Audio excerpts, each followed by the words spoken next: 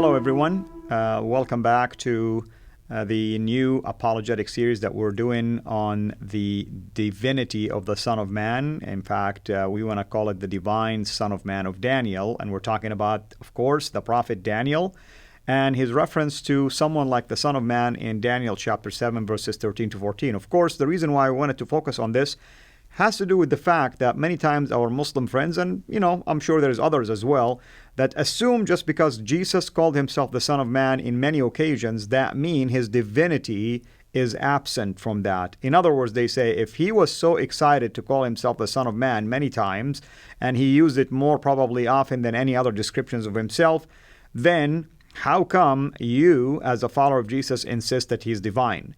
Because the Son of Man indicate, at least just the way it is said, Son of Man, indicate his humanity. Well, while that is true, that it indicates his humanity, also it indicates his divinity, as we will demonstrate throughout this particular video series. Last time we gave just an overview and an introduction. Today we're going to start taking a trip, basically, through some of the teachings that we can find basically in the Jewish writings, whether based on the the Torah, or I should say based on the Old Testament, or based on apocryphal writings. Either way, our focus has to do with the understanding of the Jewish people, and especially the teachers of the Jewish rabbis, I should say. How did they understand the title Son of Man? And when we look at early Jewish teachings, for instance, from the very beginning, the Son of Man title of that Son of Man character in Daniel was identified as the Messiah, the Anointed One, not just anyone, the Christ, basically. In fact, this has been basically the traditional Orthodox interpretation, one held by the majority of both Jews and Christians for over at least 1,700 years.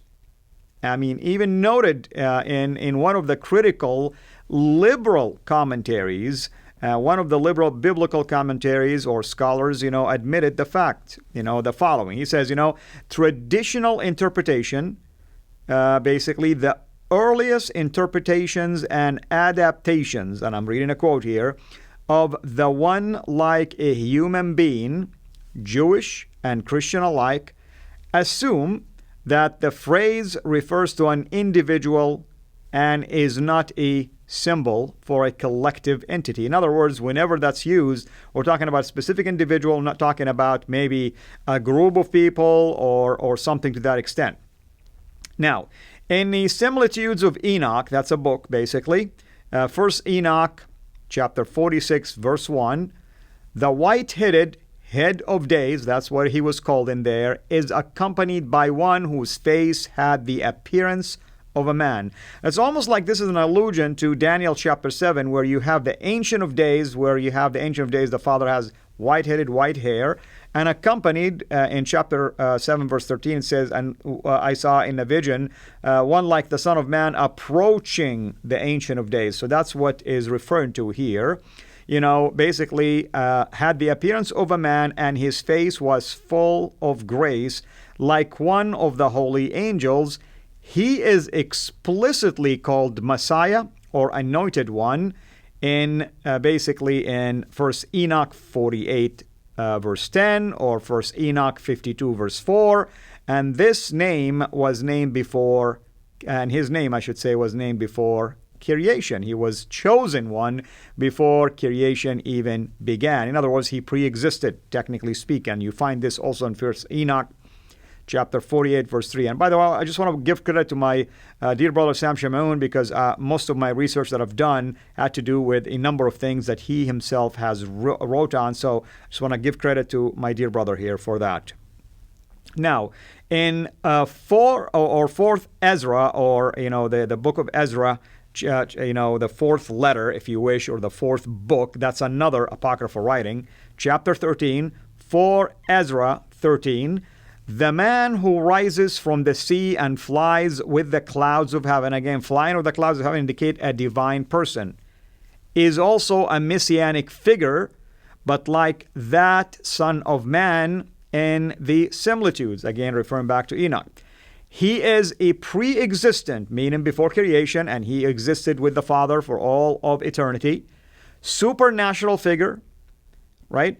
And this is he whom the Most High has been keeping for many ages. You find this in 4 Ezra 13, verse 26.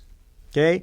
So, to summarize all of this, basically, I know there's a lot, by the way, of references, and I just didn't want to use an exhaustive, list of them. Just that to give you a quick view of what's going on. In summary, traditional interpretations of the one like a human being in the first millennium overwhelmingly, basically, favored the understanding of this figure as an individual, not a collective symbol, and the most usual identification of this individual was that he is the Messiah.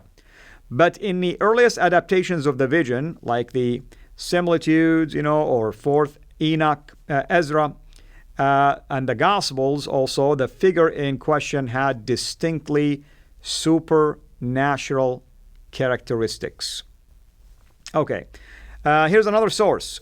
The Hermenea, it's a critical and a historical commentary on the Bible, a commentary on the book of Daniel in particular, by John J. Collins, with an essay. The essay title is The Influence of Daniel on the New Testament, by Adela Yarbrough Collins, edited by Frank Moore Cross, Fortress Press, Minneapolis, in 1993.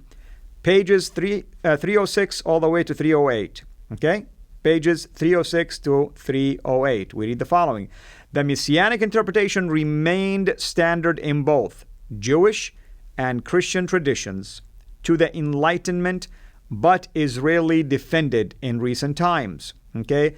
There are, to be sure, elements in the vision that lend themselves to a messianic figure, messianic interpretation, and provided the basis for the traditional understanding. That's what Collins says. In The Scepter and the Star, the messiahs of the Dead Sea Scroll and other ancient literature, okay?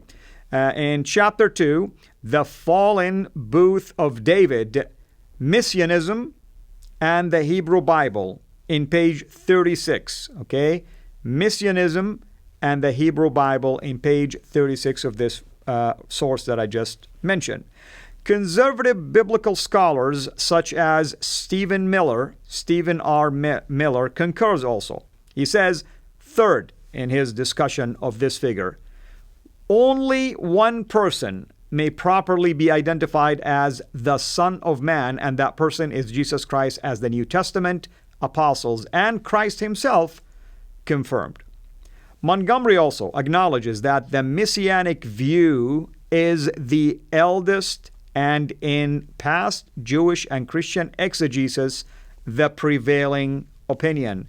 In other words, if you go to all these early commentaries on this passage of Daniel and understanding of the Son of Man of Daniel, it's always been, focusing on the person of the Messiah.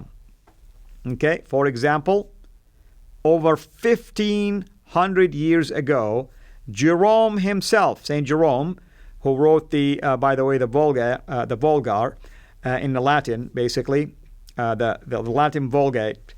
My apology, I meant the Vulgate, basically. That's the Latin translation of the Old Testament. Jerome was espousing this view, meaning that this figure is the Messiah. And the list can go on and on. For instance, Slotky notes that rabbinical exegesis interpreted this person to be the Messiah. Another person by name Jeffrey points out that the Talmud in Sanhedrin 98a, A as an apple, accepted this interpretation. That's a very authoritative teaching by Jewish rabbis. Okay? So what we are basically left with now is a number of questions. And the questions are, what would have caused the Jews to believe that the Daniel Son of Man was actually a person who is called the Messiah? And why would they think that this heavenly figure was the anointed one who would come to fulfill God's promises to King David. And most importantly, of course, were they correct in their interpretation, and was the New Testament correct in this adaptation? Those are the kind of questions that I want to end this episode with, but we are going to pick it up from here next time we meet. Until next time, have a blessed day. Thank you for watching. Please like our video, and we encourage you to subscribe to our YouTube channel, CIRA International. And be sure also to click the bell so that you receive notifications whenever we upload new videos into the channel. And finally, I like to prayerfully encourage you to become a patron through Patreon. Your giving is much needed and will enable us to produce more and more of videos like this so that we can publish them on a weekly basis. So thank you in advance.